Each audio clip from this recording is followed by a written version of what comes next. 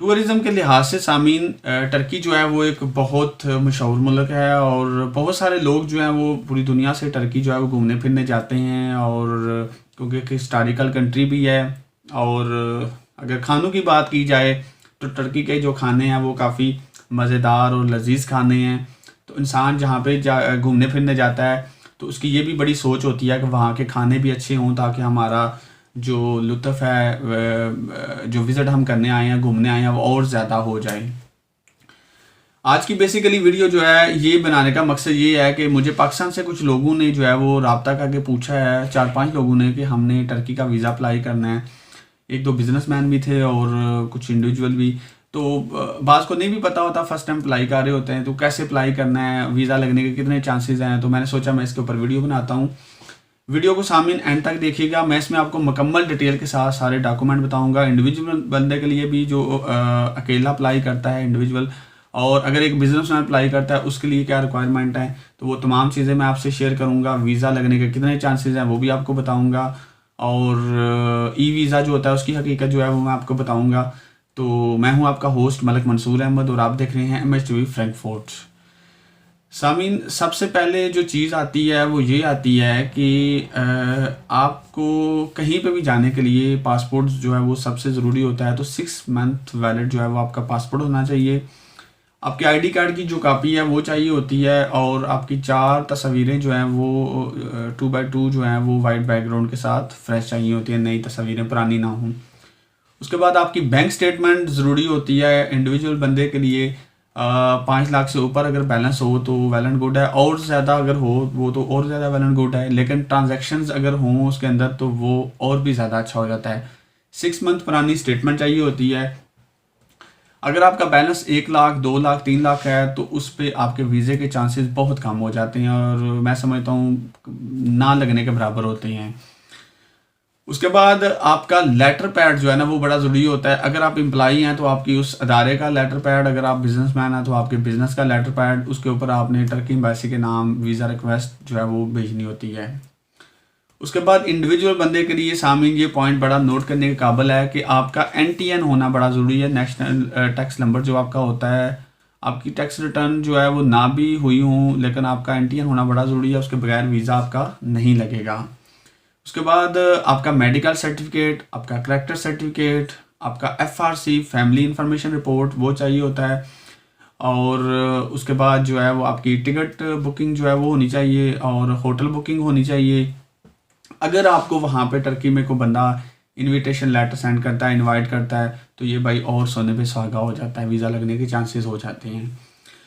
अब जो सामीन बिजनेसमैन लोग हैं उनका इंडिविजुअल से ये फ़र्क होता है कि भाई उनका फिर टैक्स रिटर्न भी होने चाहिए NTN के साथ साथ, और चैम्बर की मेंबरशिप होनी चाहिए, और उसके अलावा उनका बिजनेस अकाउंट जो है उसकी स्टेटमेंट भी चाहिए, और उनके इंडिविजुअल अकाउंट की भी चाहिए। तो ये थोड़ा सा डिफरेंट है। और उसके बाद सामीन, कुछ लोगों को अगर ये लगता है, इंडिविजुअल बंदों को, क्योंकि बिजनेसमैन लोगों का वीज़ा तो लग ही जाता है जब वो चीज़ें अपनी साथ शो करते हैं। बाद लोग प्रॉपर्टी के डॉक्यूमेंट साथ लगा देते हैं, वो तो आप जितना ज़्यादा साथ चीज़ें लगाएंगे और ज़्यादा अच्छा होगा। इंडिविजुअल जो बंदा होता है अगर उसको डर है उसके वीज़े के चांसेस मतलब कम है या नहीं लगेगा वीज़ा, फीस भी ज़ाया होगी, तो मैं आपको रिकमेंड करूँगा कि भाई आप एक टूर जो है, टूर की जो ऑप्शन होती है, टूर बुकिंग होती है, वो आप कर लें। तो उसमें एक बेस्ट ऑप्शन है कि आपका वीज़ा लगने के चांसेस बहुत ज़्यादा होते हैं, कम ही चांसेस होते हैं रिजेक्ट होने के। थोड़ी सी ये होता है कि उसमें एक्स्ट्रा आपको फ़ीस पे करनी पड़ती है, और कुछ लोग जो है वो फ़ीस पे करने के लिहाज से जो है पीछे हट जाते हैं, जी भाई फ़ीस पे करनी पड़ेगी, छोड़ो जी खुद अपना अप्लाई कर लेते हैं। तो वो भी तो आपकी 16-16,500 फ़ीस जो आप खुद अप्लाई करते हैं, तो वो भी फेडेक्स में एम्बेसी की फ़ीस और फेडेक्स की मिला के सारी आपकी 16,500-17,000 बन जाती है, वो भी ज़ाया जाती है। अब यहाँ पे ये चीज़ काबिल गौर है कि जो फ्रेश पासपोर्ट होते हैं उनका वीज़ा जो है वो लगता है या नहीं लगता। तो सामीन, अभी तक जो मैंने चीज़ रिसर्च की है, फ्रेश पासपोर्ट वाले जो हैं उनका वीज़ा नहीं लगता। अगर उन्हें वीज़ा अप्लाई करना है तो सबसे पहले वो किसी एशियाई कंट्री, मलेशिया का, श्रीलंका का, थाईलैंड का, कहीं का वीज़ा अप्लाई कर लें, उसके बाद टर्की का वीज़ा अप्लाई करें। अब 2018 की अगर बात की जाए तो टर्की जो है उसने 2018 में बहुत ज़्यादा लोगों को पाकिस्तान से वीज़े इशू किए। कोई बहुत कम ही लोग होंगे जिनका वीज़ा किसी लिहाज से रिजेक्ट हुआ होगा। लेकिन 2019 में इन्होंने दोबारा अपनी वीज़ा पॉलिसी सख्त कर दी। क्यों कर दी? इसलिए कि हम लोग वहाँ पे जाके रहने लग गए। जो यहाँ से गया वो वापस नहीं आया। इनलीगल वहाँ पे उसने स्टे ले लिया। मतलब लीगल स्टे ये होता है ना, आप असाइलम करवा लेते हैं कि मुझे पाकिस्तान में ये मसला है। एक होता है कि आप वहाँ पे जाते हैं और आप ओवर डेट हो जाते हैं, आपका टूर की ये डेट थी, ये दिन थे, इतने अरसे का वीज़ा था, आप ओवर डेट हो गए भाई, आप वहाँ पे इनलीगल आप जी घूम फिर रहे हैं या रह रहे हैं या काम करने लग गए हैं। उन्होंने वीज़ा पॉलिसी अपनी सख्त कर दी। और अब वीज़ा पॉलिसी का ये आलम है कि भाई अगर आपकी ट्रैवल हिस्ट्री नहीं है तो और फ्रेश पासपोर्ट है तो आपका वीज़ा लगने के ज़ीरो चांसेस होते हैं। बहुत कोई कहेगा मैं अपनी लक अपनाना चाहता हूँ कि मेरी लक क्या पता लग जाए, तो वो अलग बात है। लेकिन मैं कभी रिकमेंड नहीं करूँगा कि फ़्रेश पासपोर्ट के साथ वीज़ा अप्लाई ना करें। और उसके बाद आ जाता है ई वीज़ा। अब ई वीज़ा की हकीकत जो है वो मैं आपको ये बता देता हूँ भाई। ई वीज़ा जो होता है वो घर के ऊपर घर में बैठ के आप ऑनलाइन अप्लाई करते हैं तो बिल्कुल वो ऑप्शन है। लेकिन वो ऑप्शन सिर्फ उनके लिए है जिनके पास, फ़र्ज़ करें मैं अगर यहाँ जर्मन में रहता हूँ, अगर मैं जर्मन की मेरे पास रेजिडेंसी है, मैं पाकिस्तान जाके अप्लाई करता हूँ वीज़ा, तो मेरा वीज़ा ई वीज़ा जो है वो अप्लाई हो जाएगा और विद इन 30 मिनट मुझे एम्बेसी वीज़ा दे देगी। लेकिन ई वीज़ा पाकिस्तानी बंदू का भी अप्लाई हो जाता है, लग जाता है, लेकिन एयरपोर्ट पे उनको रोक लिया जाएगा। क्योंकि जब उनका चेक किया जाएगा कि भाई दिखाएं आपके पास अमेरिका का या इंग्लैंड का या आयरलैंड का या यूरोपियन कंट्री का किसी का भी कोई रेजिडेंस परमिट है या आप वहाँ के नेशनल हैं, तो फिर तो ठीक है आप जा सकते हैं। अगर आप नहीं हैं, पाकिस्तानी हैं, तो फिर भाई आपको रोक लिया जाएगा। और यहाँ पे मैं एक चीज़ आपको बता दूँ, बहुत सारे लोगों को फ्रॉड के तहत लूटा गया पाकिस्तान में। ये चीज़ भी मैंने नोट की है और मैंने पढ़ी है, तो बीच में ये भी चीज़ें कुछ मुझे पढ़ने को मिली हैं कि ई वीज़ा के थ्रू जो है लोगों को जो है वो काफ़ी लूटा गया है। और इस तरह हुआ है कि ई वीज़ा लग जाता है और बंदे को कहा जाता है जी ई वीज़ा हम लगवा देते हैं, और जब दिया जाता है उसे और बंदा एयरपोर्ट पे जाता है तो उसको रोक लिया जाता है। तो इसलिए भाई ई वीज़ा सिर्फ उनका अप्लाई होता है जो अमेरिका, यूके, आयरलैंड या यूरोपियन कंट्री के नेशनल हैं या रेजिडेंट परमिट है उनके पास, तो वो ई वीज़ा पाकिस्तान से अप्लाई कर सकते हैं। अब आगे इन्फॉर्मेशन ये आती है भाई, ये तमाम डॉक्यूमेंट तो आपके पास हो गए। अब वीज़ा जो होता है वो हमने डायरेक्ट एम्बेसी में अप्लाई करना है या कैसे करना है, तो उसके लिए मैं आपको बता दूं, डायरेक्ट आप एम्बेसी में अप्लाई नहीं कर सकते। आपने फेडेक्स के थ्रू अप्लाई करना है। और इनकी जो 3 जो ड्रॉप बॉक्सेस जो फेडेक्स हैं उनमें एक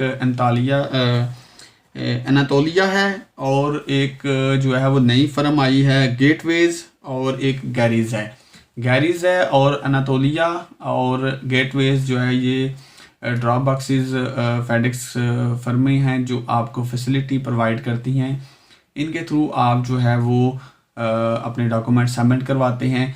इनकी फ़ीस प्लस एम्बेसी की फ़ीस मिला के आपका 16 साढ़े 16,000 एग्जैक्ट शायद हो सकता है, अभी 2021 में थोड़े चेंजेस आ गया हो, लेकिन पहले 16,500 600 तक ये फ़ीस बन जाती है एम्बेसी की और फेडेक्स की मिला के। अब एम्बेसी कितना टाइम लेती है वीज़ा प्रोसेस जो है उसमें, मतलब तो वो कम से कम जो है वो आपका 15 दिन तो ज़रूर लगते हैं, लेकिन अपने माइंड में रखें हो सकता है ये 20-25 दिन या महीने पे बाद जा सकती है। इसलिए मैं आपको बार बार ये कहता हूँ कि जब आप वीज़ा अप्लाई करते हैं तो आपका मार्जिन ज़्यादा होना चाहिए। ये ना हो कि आज आपने वीज़ा अप्लाई किया है, आपने साथ होटल बुकिंग जो है वो लगाई है, टिकट लगाई है, तो उसमें आपके 15 दिन जो है वो है कि आज की डेट से शुरू हो गया 15 दिन, तो भाई 15 दिन तो आपकी एम्बेसी ले लेगी। तो इसलिए आपका मार्जिन उससे आगे होना चाहिए, मतलब 15 दिन से आगे। फ़र्ज़ करें आज की डेट से आप अप्लाई कर रहे हैं तो आप 20-25 दिन के बाद की टिकट बुकिंग आपकी हो और 20-25 दिन के बाद की होटल बुकिंग हो, तो वो फिर होता है। अगर आप ये नहीं करेंगे तो फ़ौरन आपका वीज़ा रिजेक्ट कर दिया जाएगा। जी सामीन, उसके बाद एक चांस ये होता है वीज़े का जो 100% लगने का होता है। अगर आप उम्रे पे जा रहे हैं, आपका उम्रे का वीज़ा लग गया है, आप तुर्किश एयरलाइन को इस्तेमाल करते हैं, तो फिर आप इनकी फेडेक्स के थ्रू इनको अप्रोच कर सकते हैं और फेडेक्स की सिर्फ फ़ीस पे आपने करनी है, तो आपको ट्रांजिट वीज़ा जो है वो मिल जाता है 4-5 दिन का। तो वो आप उसके थ्रू आप उम्रा पे जा रहे हो तो आप टर्की 4-5 दिन के लिए जा सकते हैं ट्रांजिट वीज़ा के तहत। तो ये सामीन इंफॉर्मेशन थी टर्की वीज़ा की इंडिविजुअल लोगों के लिए और बिजनेसमैन लोगों के लिए, और ई वीज़ा की हकीकत क्या है वो मैंने आपको बता दी है, वीज़ा लगने के कितने चांसेस हैं वो मैंने आपको बता दिया है। तो उम्मीद करता हूँ आज की वीडियो जो है वो आपको पसंद आई होगी। वो लोग जिनने मुझसे इन्फॉर्मेशन मांगी थी, कुछ को मैंने दी है, कुछ को मैंने कहा था मैं वीडियो बना दूंगा, और बहुत सारे लोग जो ये इन्फॉर्मेशन चाहते हैं तो वो उनके लिए ये इन्फॉर्मेशन मैंने मुकम्मल बता दी है, तो वो इससे फ़ायदा उठाएं और अगर टर्की का वीज़ा अप्लाई करना है तो इन चीज़ों के ऊपर अमल करें। इसी के साथ अपने होस्ट मलिक मंसूर को इजाज़त दीजिए। अल्लाह हाफिज़।